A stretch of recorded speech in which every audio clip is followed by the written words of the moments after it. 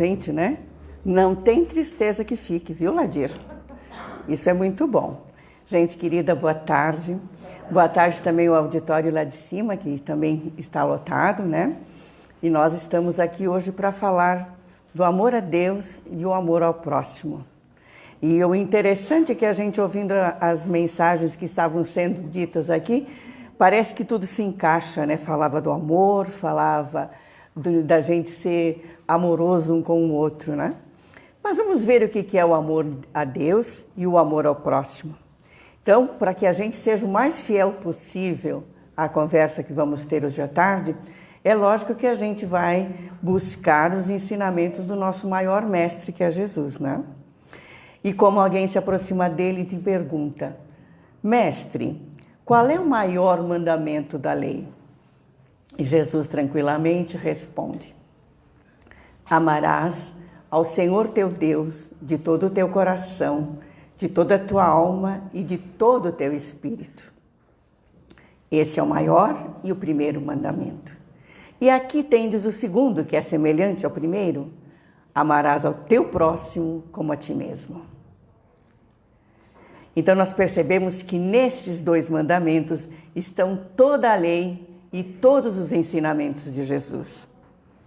Ali está alguém respondendo com propriedade a todos nós, não só a quem lhe perguntou, que amar a Deus sobre todas as coisas e ao próximo como a nós mesmos é a nossa finalidade.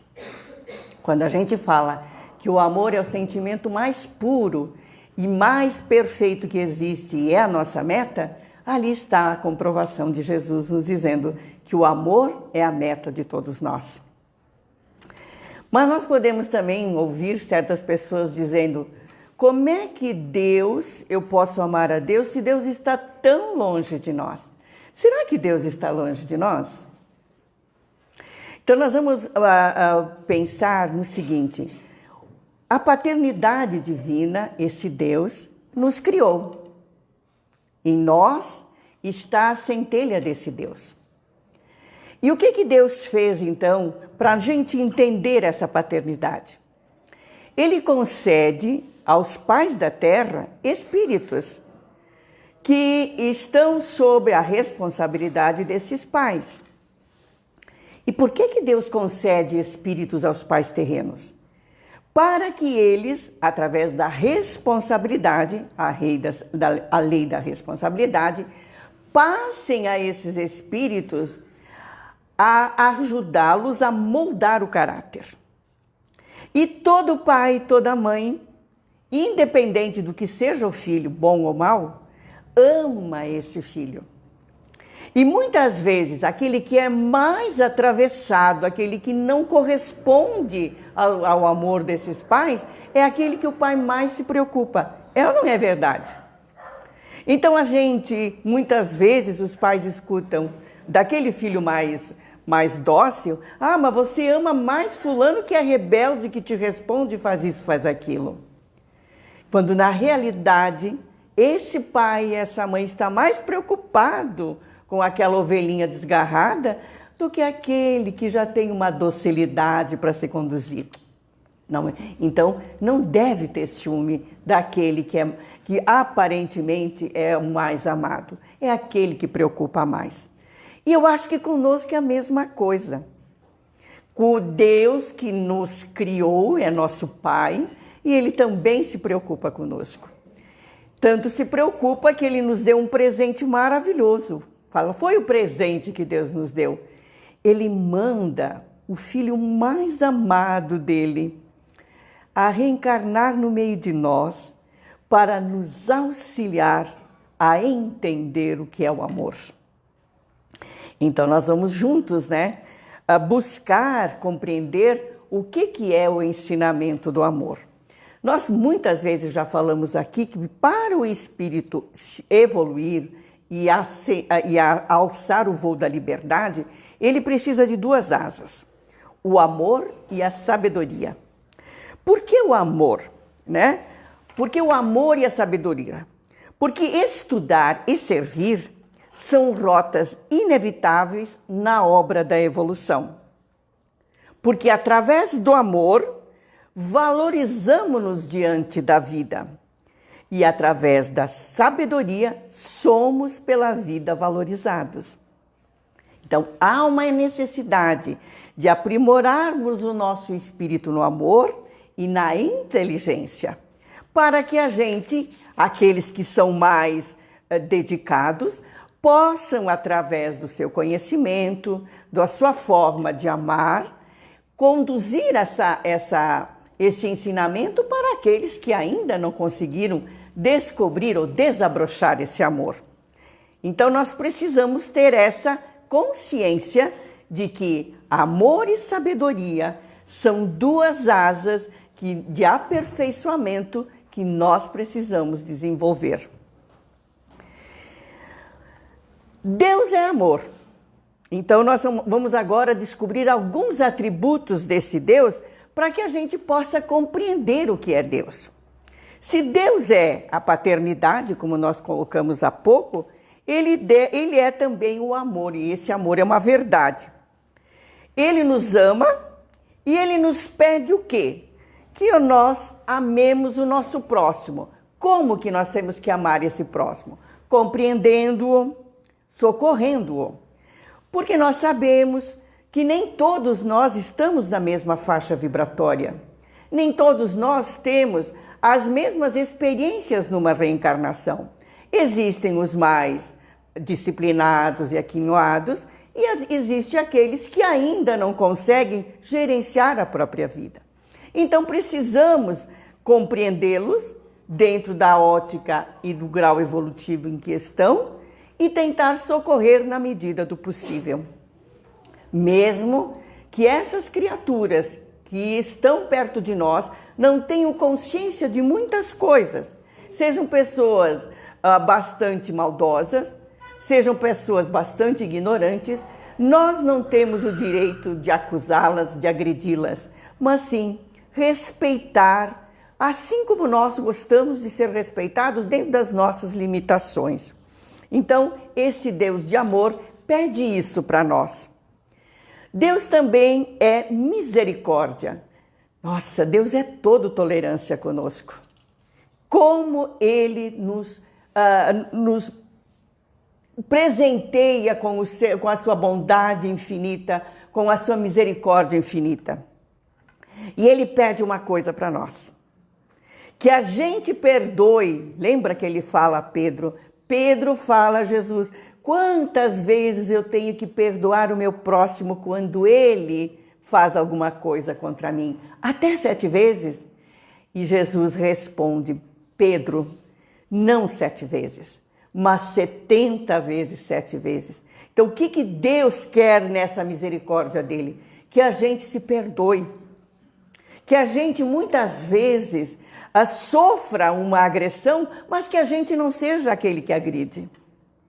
Como diz o nosso querido Chico, ele dizia: eu choro quando alguém me magoa, mas eu choraria muito mais se fosse eu que magoasse.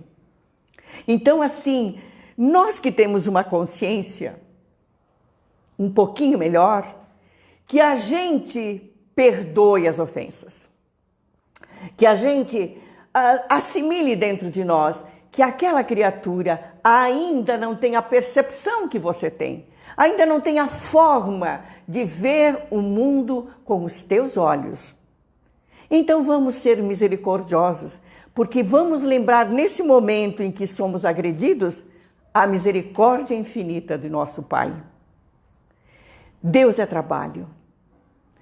Quando Jesus diz: meu Pai trabalha e eu trabalho também, a lei do trabalho é fundamental para todos nós. Quem trabalha supre a própria vida. Quem trabalha consegue um equilíbrio maior. Quem trabalha consegue levar o pão para casa. Quem trabalha consegue, muitas vezes, acalmar uma dor e um sofrimento de alguém. Então, se trabalho é uma lei, vamos fazer o melhor que a gente pode, dentro das possibilidades que a gente tem. No trato da terra, você é agricultor, trate a terra com carinho. Ela nutre o teu corpo e o corpo de várias criaturas. Então, o trato da terra, o cuidado com o plantio. E nós sabemos que hoje em dia a tecnologia está fazendo um trabalho bonito de colocar menos agrotóxico e fazer com que o alimento chegue mais puro, chegue melhor para a nossa mesa. O zelo com a casa. Quantas mulheres, eu vou falar de mulher porque a gente tem um contato maior com elas, elas dizem, eu não gosto de fazer serviço de casa, eu gosto de trabalhar fora. Sim, é verdade. E quem já trabalhou fora e voltou para casa, sabe que o serviço da casa é desgastante. Mas veja, quando a dona de casa tem o zelo pela sua casa, a cama é perfumada, a roupa é asseada, entrar naquele ambiente e respira limpeza, tranquilidade, serenidade. É tão bom voltar para casa e sentir o cheiro da comida bem feita. Sentir que alguém preparou algo para nós. Mas também, quando nós chegamos em casa, principalmente vocês, maridos, saibam ser gratos para aquela comida que está no prato, aquela roupa que você vai vestir, aquele pijama limpo. Isso é gratidão, é reconhecer que o outro fez algo por você, que alguém te esperou o dia inteiro para que você voltasse para casa. Não importa se é uma roupa nova ou não, mas se ela está asseada, lembra que alguém preparou aquilo para você. Filhos, a mãe que está zelando pelo teu bem-estar, enquanto você está trabalhando, estudando, ela esperou você o dia inteiro para voltar para casa. Quando a gente administra uma lição, ou quando a gente recebe um ensinamento, a gente está na lei do trabalho. Aquele que está ensinando se preparou para ensinar, para passar um conhecimento. E aquele que está absorvendo também movimentou uma energia para poder receber, mudar aquilo que traz já ultrapassado dentro dele, para renovar as ideias. Isto também é trabalho. Nos compromissos afetivos.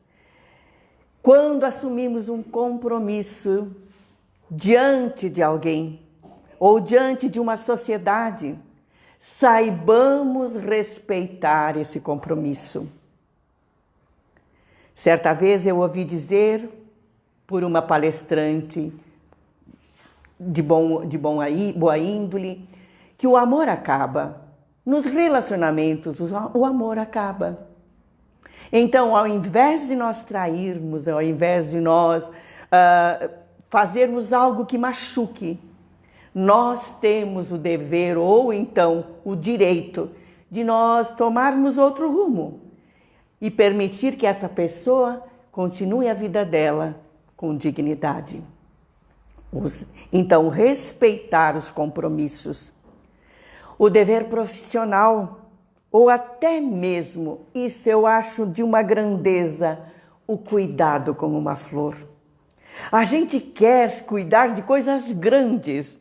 E aí você percebe que a natureza te diz que tu pode trabalhar cuidando de uma flor. Eu tinha um amigo muito querido dentro da casa espírita, o irmão Antônio, alguém deve ter conhecido. E quando ele estava bem velhinho, ele dizia para mim, Lorena, eu estou conversando com as flores e elas me escutam. Sim, as flores escutam, elas retribuem como? Com o colorido, com o viço, com o perfume. Então aí, até ali, nós percebemos que Deus nos concede a tarefa do trabalho para embelezar, para harmonizar o ambiente. E o trabalho que nos dignifica, o trabalho que nos traz o pão para a mesa, esse deve ser um dever constante para nós. Não vamos deixar que o nosso corpo fique enferrujado, sem ação, sem movimento, por preguiça. A vida, ela exige de nós movimento. Então saibamos dignificar esse momento. Quanto mais fizermos nesse momento encarnatório em que estamos, maior será a nossa alegria em sermos completistas quando voltarmos para casa. Então, essa alegria de estarmos em paz, de estarmos dando continuidade a esse mecanismo da vida, nos faz sentir amor. E servir a Deus é necessário. Nessas pequenas coisas, Deus não exige de nós mais do que a gente possa dar. Nós estamos contribuindo, ou então dando a Deus aquela satisfação de sermos filhos disciplinados, filhos queridos, fazendo aquilo que Ele nos pede. No pequeno, faremos depois o que for maior. E junto disso está o desejo grandioso de nos melhorarmos. Como é bom a gente conversar com uma pessoa que é respeitosa, que sabe dar valor, que sabe amar, que sabe servir. Como é bom! Então, a gente tem que se espelhar uns nos outros. Assim sendo, nós vamos também pegar um ensinamento do nosso querido Espírito Emmanuel, quando ele diz assim, um questionamento que ele coloca: quantas vezes terás dito que amas a Deus e te dispõe a servi-lo? A gente já não fez isso? Deus, eu quero te servir, eu quero te seguir, né? Eu quero te amar. E ao mesmo tempo tem vou fazer um adendo. A gente faz assim, umas barganhas de vez em quando. Se você me conseguir isso, eu te faço isso. Nossa Senhora do Caravaggio, coitadinha, né? Coitadinha não, mas assim, ela recebe tantos pedidos, né? Se eu tiver a cura, eu vou a Caravaggio a pé. Como se a Mãe Santíssima precisasse dessas quinquilharias. Mas tudo bem, a gente respeita. Se você tem fé, faça isso. Mas o que eu quero dizer aqui, que não é fazendo barganha que a gente vai conquistar alguma coisa, mas é se melhorando para poder ter, sim, aquela situação que nos deixa muito assim à vontade para receber aquilo que estamos pedindo. Quantas outras tantas terás afirmado que na tua fé na providência divina? Eu confio em Deus. Deus vai conseguir isso para mim. Então vamos ver agora as respostas desse Espírito. Provavelmente, porém, não te puseste ainda a raciocinar que os teus votos foram acolhidos. Quando você diz que ama, quando você diz que confia, veja bem, nós já estamos sendo atendidos. E que o Todo Misericordioso, por intermédio de vasta corrente hierárquica de assessores, te enviou tarefas de cooperação com a sua infinita bondade, junto às causas, organizações, situações e pessoas que lhe requisitam assistência e intervenção. Quando a gente pede, Deus movimenta uma falange de espíritos amigos que vão nos conceder situações para a gente pôr em prática aquilo que a gente está pedindo. Exposto assim, o problema do teu setor de ação individual, será justo considerar que esforço e dedicação constituem ingredientes inevitáveis no encargo que te foi confiado, a fim de que obtenhas o êxito que denominamos por dever cumprido perante Deus. Se confiamos em Deus, Deus igualmente confia em nós. Quando a gente fala aqui na tribuna, ou então nos estudos, ou no decorrer das nossas falas, que a gente assina um compromisso com Deus quando a gente reencarna, só que depois a gente esquece, é justamente esses ensinamentos, essa busca do aprimoramento do espírito que nós vamos dando ciência daquele compromisso assumido. E quando nós pensamos em fazer alguma coisa, em buscar Deus, Ele movimenta essas energias para que a gente realmente faça aquilo que a gente se propõe a fazer. Bem, nós vimos o amor para a Deus, né? Vamos ver o amor ao próximo? Esse lema de Jesus, essa expressão do amar ao próximo como a ti mesmo, ela já não foi algo que Jesus tinha falado. Muitos outros que ensinaram determinados conceitos de vida fizeram isso. Por exemplo, os persas, eles diziam: não façais ao próximo o que não desejais receber dele. Os gregos diziam isso, tá? Os gregos: não façais ao próximo o que não desejais receber dele. Os persas: fazei como quereis que se vos façam. Os chineses: o que não desejais para vós, não façais a outrem. Os egípcios: deixai passar aquele que fez aos outros o que desejava para si. Os hebreus: o que não quiserdes para vós, não desejeis para o próximo. E os romanos: a lei gravada nos corações humanos é amar os membros da sociedade como a si mesmo. Porém, com Jesus, esse amarás a teu próximo como a ti mesmo, ele leva uma outra conotação. Jesus, essa regra de Jesus, nós podemos chamar uma regra áurea, uma regra de ouro. Por quê? Por que ela se diferencia dos outros ensinamentos? Porque Jesus, ele vem ensinar essa lei, ele vem viver essa lei. Como é que Jesus viveu a sua trajetória no mundo físico? Ensinando, soerguendo, amparando, curando, auxiliando o ser humano em todas as situações que eles se apresentavam para ele. Quando alguém se apresentava doente, quando alguém se apresentava com ignorância, quando alguém estava sob o efeito de algum espírito obsessor. Então, todas essas criaturas que passaram pelos ensinamentos de Jesus, estava ali dando a Jesus a todas aquelas condições para ele mostrar a sua abnegação, o seu trabalho diante da humanidade, a claridade de tudo aquilo que Jesus estava fazendo. Então, Jesus exemplificou as leis divinas em todos os lugares, em todas as criaturas, nas praças públicas, para que todos percebessem qual seria o sentido exato do amai-vos uns aos outros, de fazer aos outros tudo aquilo que os outros gostariam que nos fizessem. E Jesus ainda faz um adendo quando ele diz aos seus apóstolos: amai-vos como eu vos tenho amado. Isto é, amai-vos como eu estou mostrando ser a lei divina verdadeira.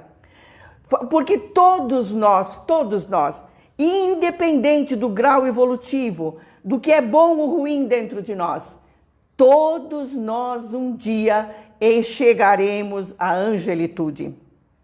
Vai demorar? Claro que vai, porque nós temos um trabalho muito árduo em cima de nós. Nós poderíamos estar mais adiantados, mas infelizmente nós ainda não conseguimos permanecer no equilíbrio do bem e do belo.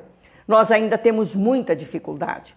Por isso, nós vamos voltar tantas vezes quantas forem necessárias, até aprendermos esses 2 mandamentos que são essenciais para o nosso aprimoramento.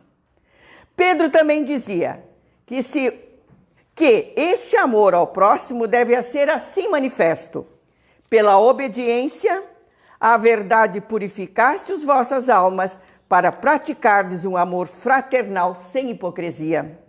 Amai-vos uns aos outros ardorosamente e com o coração puro. Isto é, sem subterfúgios, sem malícia, amar verdadeiramente, o sentimento que nós estamos agora fragmentando, mas que um dia se tornará pleno.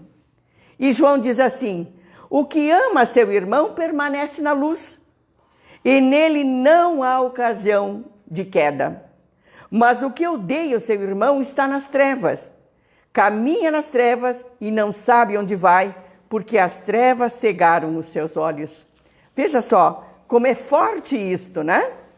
E Kardec também nos dá um ensinamento. Ele diz assim: a natureza deu ao homem a necessidade de amar e ser amado. Um dos maiores prazeres que lhe são concedidos na terra é o de encontrar corações que simpatizem com o seu. É ou não é verdade? Como a gente gosta de estar com pessoas que nos amam, que nos respeitam. E lógico, nós também temos que, provavelmente, os amamos e os respeitamos. Então, dá-lhe ela, a natureza, assim, as primícias da felicidade, que lhe está reservada no mundo dos espíritos perfeitos, onde tudo é amor, benevolência. Esse prazer é recusado ao egoísta. Então, todo aquele que ama verdadeiramente, ele não é egoísta, ele não é mesquinho, ele simplesmente ama. Vamos sempre lembrar de Jesus nesse sentido. Ele é o amor personificado de Deus que nós precisamos imitar. Então, como fazer o bem? Porque a gente às vezes não sabe. O próprio Chico dizia: as pessoas querem fazer caridade, querem fazer o bem, mas elas não sabem como. Mas tem uma forma. Algumas horas de dedicação para alguém que precisa. Ou então numa entidade ou num lugar onde você possa exercer algum tipo de caridade. O gesto de amparo às crianças, aos idosos. Olha, criança e idoso, dois extremos, né? Duas situações das quais nós somos vulneráveis. Nós acabamos sendo dependentes, como crianças e como idosos. Os idosos ainda é uma coisa mais difícil, porque já tem certos hábitos. A criança, porque ela está vindo ao mundo e precisa do nosso amparo e da nossa proteção. E, lógico, os nossos jovens. Hoje em dia, nesse mundo em que vivemos, o nosso jovem está muito perdido. Então, nós temos também que mostrar, através das nossas atitudes, que eles são importantes para nós, são importantes para o contexto da vida. Escrever um bilhete para alguém que está longe de nós, que nós temos saudades, que faz tempo que a gente não vê. Isso também é uma forma de expressar amor. A visita a enfermos em solidão. Quantas pessoas, às vezes a gente está numa janela olhando os vários prédios da nossa cidade, iluminados, a noite alta, e a gente se questiona: quantas criaturas estão sozinhas, abandonadas em quatro paredes? Quantas lágrimas, quantas dores não estão dentro desses lares que a gente nem suspeita? Então, nesse momento, elevemos o nosso pensamento a Deus. Façamos uma prece pedindo aos bons espíritos que vão até esses lugares, que acalme a dor e o sofrimento, que afaste os espíritos que ali estão também perturbando, que ajudem aquelas criaturas. Isso é socorrer o lar também, né? É socorrer os lares que estão muitas vezes em conflitos. E a prece, quando a gente não pode fazer outra coisa, é uma assistência que se faz. Dizem os benfeitores que quando nós elevamos o nosso pensamento, há uma seleção no mundo espiritual, e se o nosso pedido tem propósito, os benfeitores descem para auxiliar. Estimular e encorajar algum irmão que está segregado em cadeias e manicômios. Quantas criaturas estão dentro das cadeias? Aí alguém pode dizer: mas são maldosos, são isso. Sim, verdade. Mas não esqueça que nossa vida, lá atrás, pelo véu de esquecimento, nós não sabemos o que fizemos. Quantas coisas podem estar por trás desse véu do esquecimento? Então, assim, a nossa compaixão, a nossa misericórdia com aqueles que ainda não aprenderam a amar. e os manicômios, aonde irmãos nossos ali estão, muitas vezes por provas e expiações, mas também porque ali está um devedor que precisa do nosso amparo, que precisa do nosso amor. Algum serviço benemérito em benefício de alguém ou de alguma instituição. Vamos arregaçar a nossa manga, vamos fazer da nossa vida algo produtivo. Não vamos deixar passar um momento em que nós possamos ser úteis.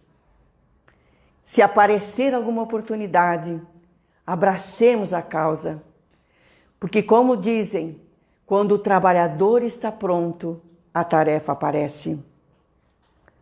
Então, nós temos milhares de oportunidades de servir. Diante das fraquezas, decepções, obstáculos, desgostos, e mesmo à frente das nossos próprios erros, não podemos deixar de continuar a trabalhar. Queridos irmãos, essa é a nossa conversa fraterna de hoje à tarde. O amor a Deus e o amor ao próximo. Que saibamos amar. Muita paz.